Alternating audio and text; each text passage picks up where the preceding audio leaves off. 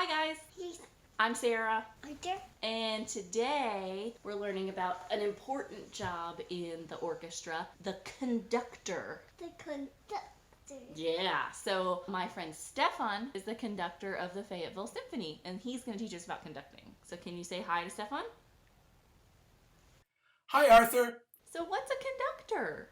A conductor is a musician that stands in front of the orchestra that helps the musicians of the orchestra to play their very best on whatever piece they're rehearsing or performing. The conductor has a couple of very important tools they use to help the orchestra, and the most important tool is called the score. What's score? A skort? I think he said a score. What's a score? What's a score? The score is how the composer of the piece organizes all of the individual parts into one place. It's almost like a map or a blueprint of the entire piece, displaying every single instrument's part and every single detail of the piece. Here's a score you can see where all of the instruments are listed. At the very top we have the woodwind family that you already learned about, the flutes, the oboes, the clarinets, and the bassoons. And below that is the brass family, the French horns, the trumpets, the trombones, and the tuba. Did we learn about those? Yeah. The woodwinds? Yeah. And what else? Trumpets. And trumpets in the brass family. Below that, we'll find the percussion, the bass drum, the cymbals, the snare drum, and below that we might find the harp or the piano if the composer included that in the music. And then at the very bottom of the score, we see the string family, the violins, the first violins, the second violins, the violas, the cellos, and the double basses.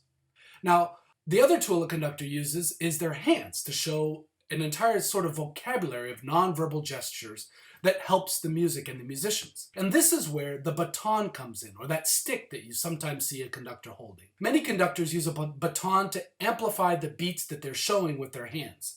This way, everybody in the orchestra can clearly see the beat. And batons come in several shapes and sizes. For example, here's a sort of small one, and here's a medium-sized one. This is about the size that I prefer. And then here's this big baton that I've never used. Big baton? A big baton. Why is the conductor? Yeah, why is there a conductor in the orchestra? When an orchestra is trying to sound their best and they have only a limited amount of time to rehearse before a performance, a conductor is very necessary to economize the rehearsal time and help the orchestra achieve a unified concept of the music. What type of instrument do you think Mr. Stefan plays? Do you play an instrument, Stefan? Before I became a conductor, I was a professional trombone player. He's playing a trombone. He's playing a trombone. We learned about that. Trombone is from the brass family. But my musical journey didn't start in the brass family. Actually, my musical journey started pretty early, when I was about 3 years old, and my very first instrument was the violin from the string family. I then switched to another instrument from the string family, the classical guitar. Dad plays the guitar. And then in junior high, I joined the band, first playing the baritone horn, also from the brass family, and then eventually switched in high school to the trombone. Hey, Stefan, what's your favorite music? My favorite kind of music to conduct is the kind that people get excited about, playing and listening to. And one of my very favorite composers' music to conduct is music by Mozart. Have you heard of Mozart? Can you say Mozart? Mozart. Yeah, Mozart. He wrote a lot of great music over 200 years ago. And one of my favorite things about old music like Mozart's is that it makes me feel the same way people felt all those years ago when the piece was written. It's almost like the music and what it conveys has the ability to travel time, imparting the same message to listeners throughout the centuries. I kind of want to learn to conduct. Do you want to learn to conduct? Teach us to conduct! He's a conduct. All right, so let's learn to conduct a little bit. The first thing is we need to know what the beat patterns are. These are sort of the nonverbal gestures that help the music and help the musicians sort of keep track of where they are. And music is generally grouped into measures that are divided by 2, 3, and 4. So let's learn what we call these beat patterns. The beat patterns for 2, 3, and 4. The first one being 2. So music that's in 2 is conducted like this. 1, 2, 1, 2. 1, 2, 1, 2. The beat just kind of keeps coming back to this spot right here where my finger is. Out and up, out and up. Do you guys want to try it with us? we're going to use this stick as a baton. And I'm going to use, we start at the top, and then we go down and out. And back up. 1, 2, 1, 2, 1, 2. 1, 2. 1, 2. 1, 2. You're great. Now, music that's in 3 is a little bit different. We have 3 beats that we have to show. So the first one comes down. Here's 1, and then 2 goes out, and then 3 comes up to only go right back down to where 1 is. So it looks like this. 1, 2, 3. 1, 2, 3. 1, 2, 3. 1, 2, 3. Music that's in 4, we have to add 1 more beat.